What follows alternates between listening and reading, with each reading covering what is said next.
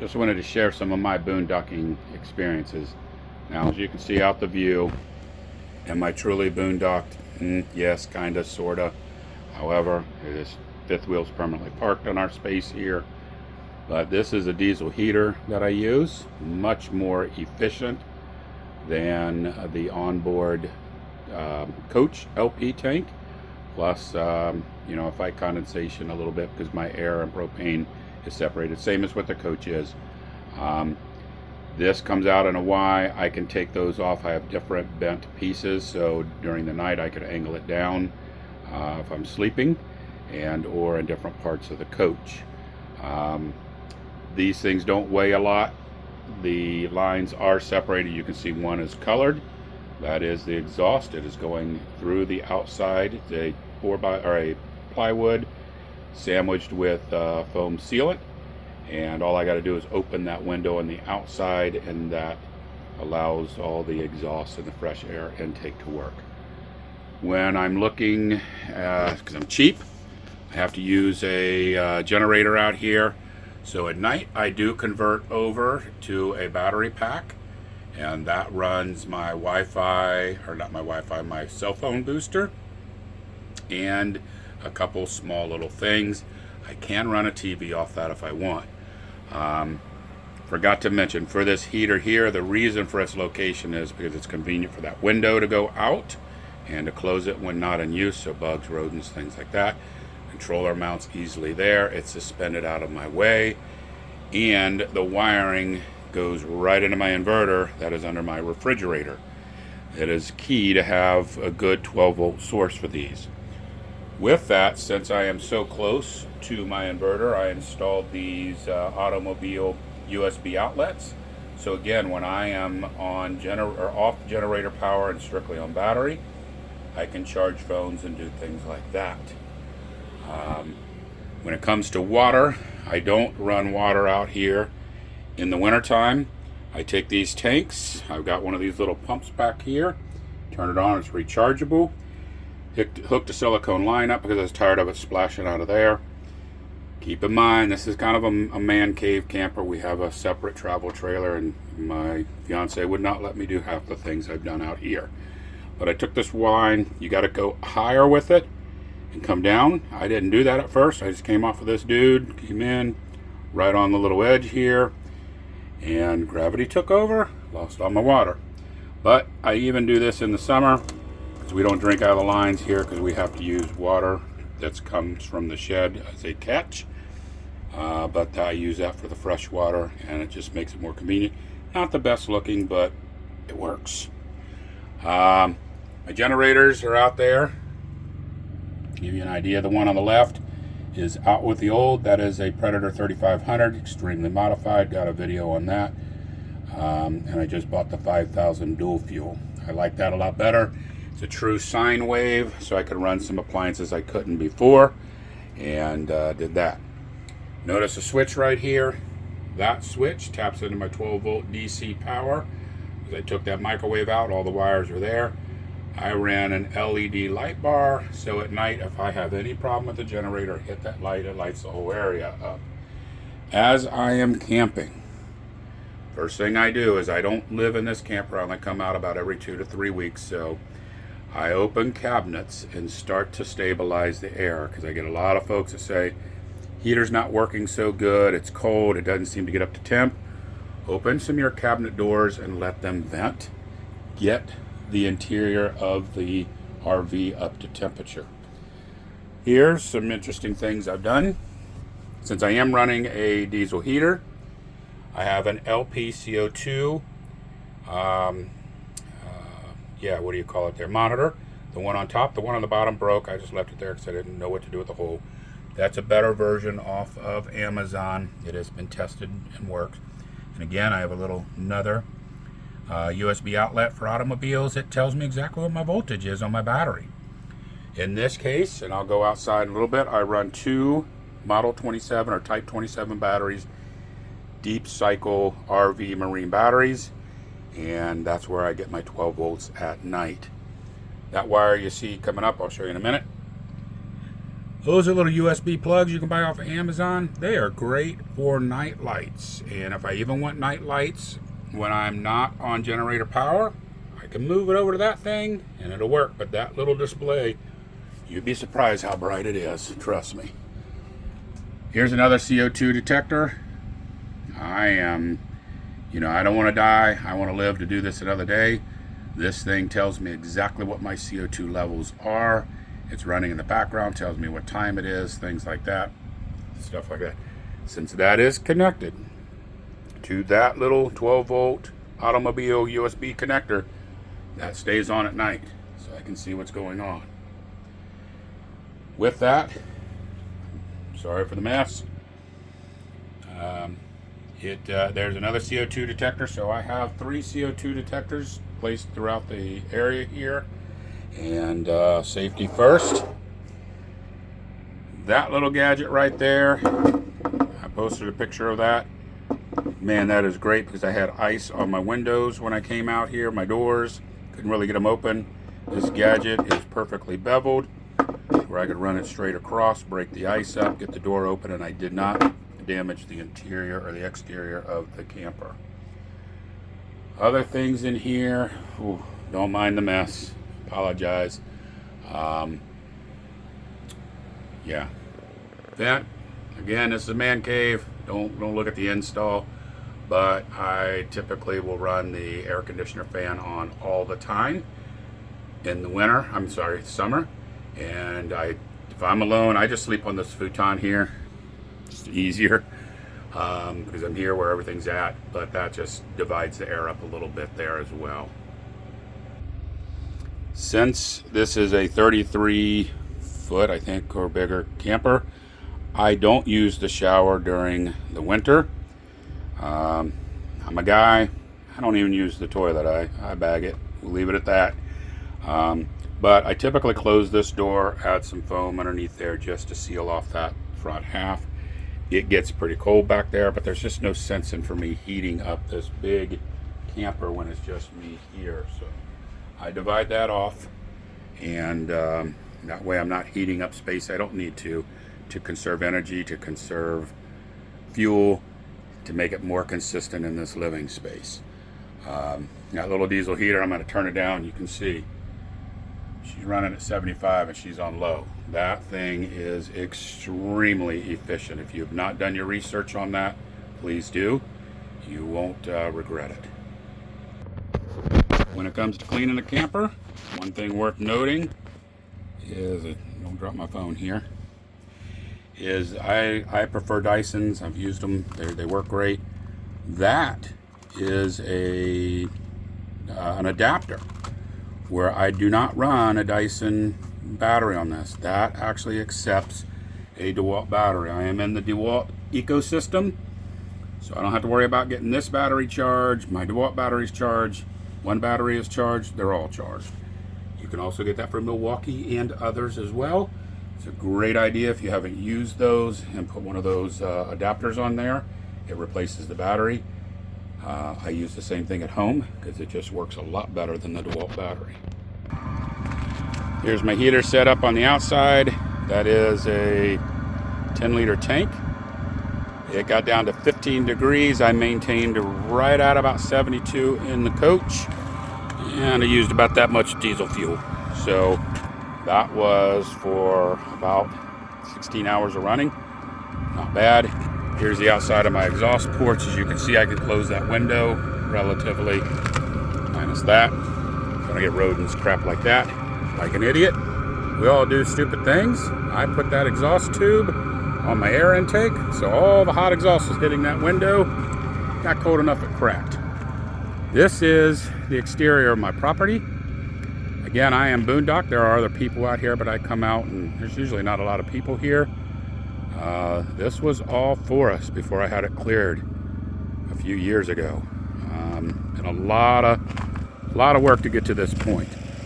When it comes to water, I'll show you my setup here. You can see over here, I have a drainage system set up on my shed. And let's get over here a little further. You can see it. There are drains that go right down into that water. She's full. I probably should have let some out before it starts freezing, so I don't bust my tank, but oh well, I can get them free. If you're going to use one of those tanks, you cannot use just any tank. You have to use a food grade tank, because they store some nasty chemicals in there. You don't want that crap running into your camper. On the top of my gutters, there is rain guards, leaf guards, to keep as much debris out of that. And as that water goes in, it is filtered. I've got a stainless steel spaghetti strainer. It works freaking great. And I have cheesecloth wrapped around the top to keep mosquitoes out of it. You don't want malaria and crap like that. When it comes to lighting out here, you can see I mounted all these poles. There's several of them, and I have lights, string lights, literally go all the way around my property. We have bears, we have mountain lions, we got other nasty things out here, and I want to be able to see what the heck's going on. A generator set up over there, got a little box that opens up, lock it back down, nobody messes with it. There's my LED light on the outside of the camper. In the shed, you can see I have some solar power here, two panels. Smaller one is to keep my side-by-side topped off with the trickle charger. That solar panel, that's what runs those lights. I have a battery and an inverter in there, and they just turn on and off. Battery starts to die down, sun comes up, recharges. I have a cellular camera out here, so I can see what the heck's going on with my property, make sure nobody's messed with it, done anything like that. Plenty of storage. Down there, you're gonna see a little blue box. That is my pull behind mower. I have approximately 2/3 of an acre cleared here. I've got more room to go back if I wanted to. What you can't really tell is that's a steep incline just past the tree in the pole. Not the tree in the center, but the tree to the right. And I can't use a regular mower on that. Fire pit doesn't get used much because just me. Unless we're out here partying, drinking, doing whatever. Steps, I gotta do some work on these steps. They're functional, they work. So when it works, why mess with it? I'm actually waiting for the ground to settle. This is my setup outside. What I do is I transfer from the shed tank over to this. I have a pump that'll do that.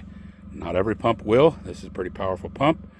And water goes in. I do treat that with chlorine, bleach. There is recommendations on how to safely do that to where you don't over chlorinate. At the same time, you keep it safe. I have an outdoor sink. It only has cold water going to it now. Going to change that because my low points are over here. I'm going to run some water lines to that eventually to where I can have hot water this time. When it comes to the tank, how do I do it? Water comes out, comes down to that pump. That pump's kind of protected from the elements. I have a second one if I need it. And that is what basically acts like city water. And when it comes to the pumps, and if you can see in the shadow, I do have a manifold down there that would typically be connected if it wasn't so darn cold out. And that would allow me to run water like a garden hose. You see I even have a hose here. You know, you never know what comforts you don't have at home until you get out in the boondocks. And you're living here for a week and realize, yeah, that'd be nice if I had it. Took me a long time to get to this. Like I said, I got 2 batteries. There's a second solar panel. And what that does is that charges those 2 batteries. Now, keep in mind, I am not living off of these batteries. I'm only coming out here for the weekend. So they've got a good week to 2 weeks, 3 weeks to recharge those batteries.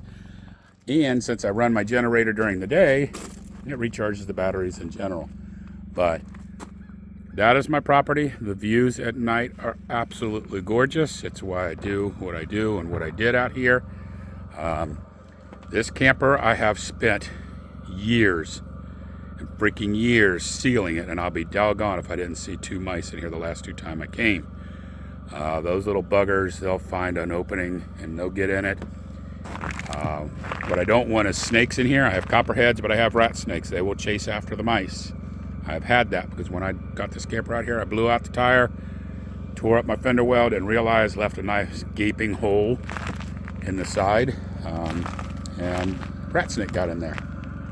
Girlfriend didn't like that. She hasn't been back since.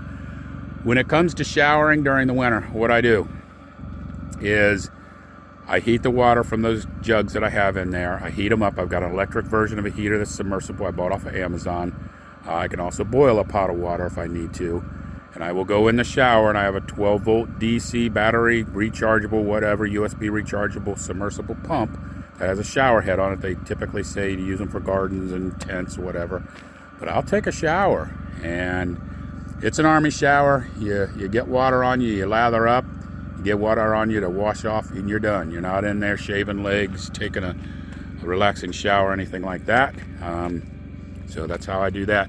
When I'm done, I just put more RV pink crap down the drains, and I'm good. That's my booster.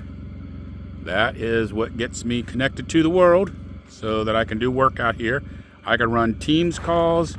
I can do video chats, emails, buy crap off of Amazon as I need it, things like that. Got some trail cams out here as well for still pics. A firewood tree that I transplanted. She's actually doing really well. I am surprised. It's the only one out of all these guys that's got anything done. On this ridge here, I'm one of 6 people. Guy never comes. That guy's always got football. Another guy down around the corner. He didn't come much anymore. And then I got another guy probably about a quarter mile away. Don't even know he's there. And they don't come out much as much as they can because they got young kids as well. So that is my properties. I am sure that I'm missing some ideas on how I winterize, how I keep things out. Screens, put them on everything. I haven't put screens up on that. Last year I did wash this camper. I can do that out here as well. I have a pump or a gun, pressure gun, that'll do it. And I also resealed this bad boy. I do need to get up there and do more. This camper's older. I only paid $3 grand for it. I've done a lot to it, but it does have some leaks, and I just address them as they come. Like an idiot, left that awning out one time. No storms, never coming. No storms at all this week. The hell we didn't have storms. I busted that side off. That thing became a wind sail, and it looked like a sailboat. It was rocking this camper. I really thought I was going to push it over. And miraculously, the wind stopped, changed direction, came down smashing. Put a hole in the side of my camper there. Had to seal up. Bent the heck out of all that. I had to repair it. Did some work. Got it going. But oh, my little storage bin here. But the other thing I have, and you can't see it, is on the LP tanks. I have the Mopica sensors, so I know exactly how much LP I have in my tanks, because I want to know that when I come out here. Even though I use a diesel heater, I leave this inside onboard coach heater at 65 in the event that thing clogs up and stops. I'm not waking up to 50-degree weather and an emergency. So I do use that, and those LP tank sensors come into play. Batteries behind that door, got another battery in the front. That's it on my video. If there's any suggestions anybody's got, please let me know. I am happy to hear them. Anybody that says that wildlife will eat pumpkins, I think they're a liar. Those have been sitting out there for a month and a half, and they have not touched a single one of them. Some of them are gourds, get that, but there are some pumpkins out there that we did not carve up, and they haven't even begun to touch them. So, all right, thank you for watching. Any questions, happy to share. That is my contraption for those lights. I figured I'd add that in there. It's disconnected right now because I'm adding a new photo cell. If you see that hole right below the Ryobi, it's going to be a photo cell. I'm changing the design a little bit to where it shuts the AC power on and off. So at daytime, they're not running. So my battery can recharge. It'll last longer. It's just an old crappy lithium battery I bought for my Harley Davidson. It doesn't start it. I don't recommend lithium batteries in HDs. They need too much raw force just to get them going. Lithiums have a quick burst and then they end. Another thing I wanted to share. This is, oops, shit, drop that. I'll pick that up. You're going to join me picking that up. This is my shed. As you can see, I have about everything out here. I'm extremely organized to my liking. I have backups to backups. That's my whatever sprayer. Got a big ass generator backup that will pull 220 if I need to do welding out here. I am literally 45 minutes from any town. Hardware store is probably about closer to an hour away, and they don't have a lot out here in the boonies, so you gotta have it. Spare wire, everything. This shed is insulated. I was gonna make it a little tiny house, decided against it, but it's completely wired for outlets and lights and everything else, even a little circuit panel, because eventually I'm gonna run an AC line down here, so I don't have to do the solar stuff. I've even got a wash machine out here. But yes, as you can see, I mean, I got vices, jacks, different tools, different things out here. That is key to survival, because what I don't have is a second chance out here. If something fails, a generator goes down, I've got 2 backups. If something breaks, I've got backups. If plumbing happens, I've got backups. I've got plumbing, I've got sprays, I've got just about everything out here. It keeps getting more and more. Got a loft up there where I keep some side-by-side tires. Get a bad rim, get a bad tire, got spares. It's the world of spares out here. That's my BA pump. That pumps that water from that holding tank over. One thing I wanted to share with you guys here. In the world of boondocking, let's see if I can get a better view of that. There we go, standing in the view here. Thank God I'm fat and block a lot of light. These are what I'm going to call garden hose gender benders. I'm not trying to be politically incorrect, but that's the way I grew up. This will take a female hose and convert it to a male hose. I can do opposite. I can do anything I want with these. This is key to survival out here, because in my world, the first thing I try to adapt to is garden hose thread, GHT. Because I can do different things with hoses. It makes it easier on my life. This little bad boy, it's a savior. I have both of these screwed together. I can't do it one-handed here, but just imagine that screwed together. I had my city water connection check valve go out on my travel trailer. This is just a second trailer out here. And when that happened, and I turned my water pump onto my travel trailer, guess what? Water spewed out everywhere. I didn't have a quick fix for that out there. But I kept one of these on that travel trailer because I know the importance of them. And what I did, I also have a metal cap, and I put a metal cap on that. Tightened this all down, screwed that. Actually, I may have that backwards. Probably have it backwards. Yes, screwed this end into, get this correct, this end, and now I got it together, we'll get it apart. Went into that city water connection. Put a metal cap on the outside. Guess what? 5-minute fix, my problem was solved. Sometimes in the world of camping, it is not the camper you have and the thousands and hundreds of thousands you spent on it and the cool jacks you have and all the accessories and all the Bluetooth stuff. It's about having the common sense and smarts to be a freaking MacGyver to fix issues as they come up, so that when something goes down, you're not packing your rig back up, going home and spoiling it for the family. That was the savior right there. So I highly recommend. These are all available on Amazon. I keep a lot of these out here, so I just wanted to share that.